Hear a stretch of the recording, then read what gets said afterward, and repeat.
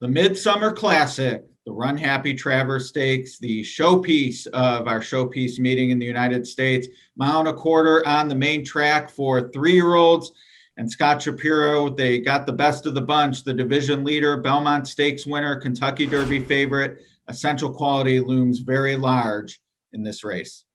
He sure does, Ed. 7 for 8 in his career. The only loss in the Kentucky Derby, where many argue that he was best with the wide voyage that day and a less than perfect trip overall. Has the win over the racetrack in the Jim Dandy and now stretches back out to a mile and a quarter, which I think works to his advantage.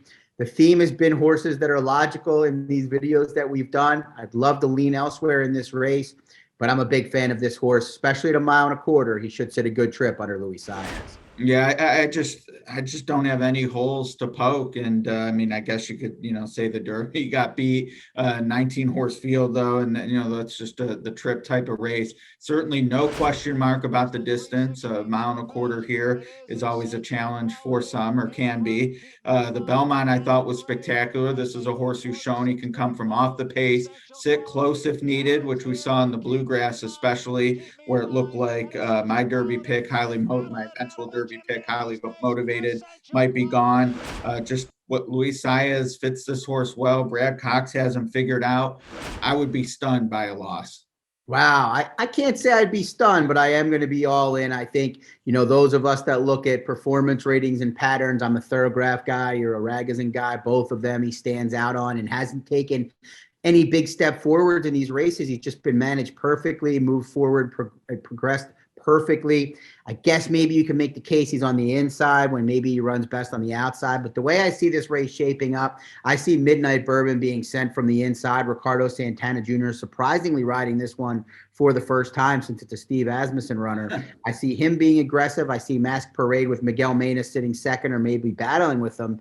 And then the rest of the field lacks early speed other than maybe Miles D, who could be a little more prominent than he was in the runner-up effort in the Curlin. That should just allow Luis Saez to get off the rail, get in a perfect stalking type position, which you mentioned, his ability to be versatile, come from way off the pace or sit up close to it is a major asset. I wish I wasn't on a 4 to 5 morning line shot, Ed, but I am. Yeah, me too. Maybe some opportunity underneath, though. It's one of those unfortunate things because keep me in mind, having danced almost every dance, known commodity, gives it to you running late. He's 6 to 1 on the morning line, but that's a function of having a 4 to 5 favorite. He's going to be the one a lot look to, but I'll watch the Will Pays. I'll have no problem. Maybe it's a cold punch if I feel the value is there for him second underneath Essential Quality. And then I did think Masked Parade, maybe a homer angle having won the Ohio Derby. But, talk about keep me in mind closing. Maybe Masked Parade is the one on the front end who's able to stick around for a piece. I do like him better than Midnight Bourbon. If we were a game that offered head-to-head wagers, I'd be interested in taking on Midnight Bourbon with Masked Parade. He's 8 to 1 on the line. I think it's one of those, you have to be agile and watch the wood pays with the exactas, et cetera.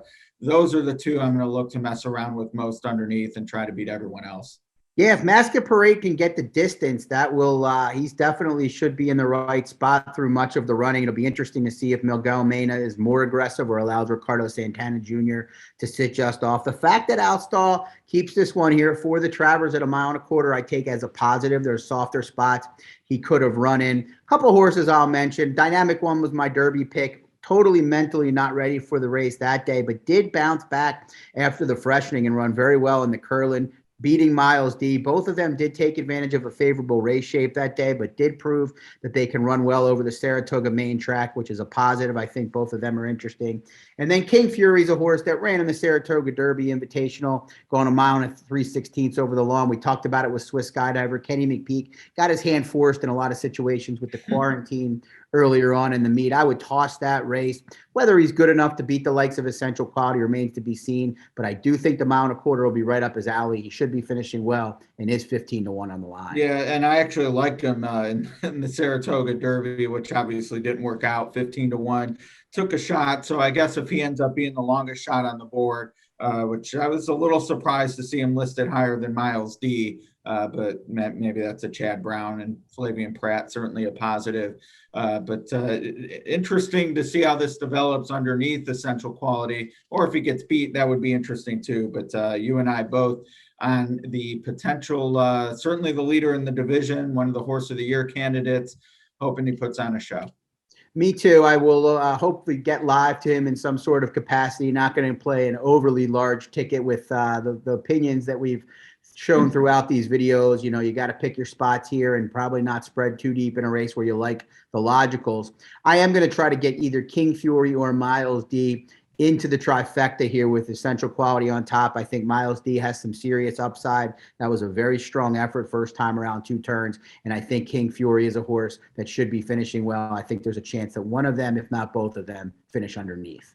All right, very fair indeed. And TwinSpire's in a position to give a lot of money back if these favorites don't win. But if they do, everyone will be happy. But if not, you do have an opportunity to get your bet back, not just on the Travers, but all races at Saratoga on Saturday. TwinSpires.com/offers for that. 5 other Grade 1 previews elsewhere. This was the Travers Essential Quality for Scott and I. Good luck.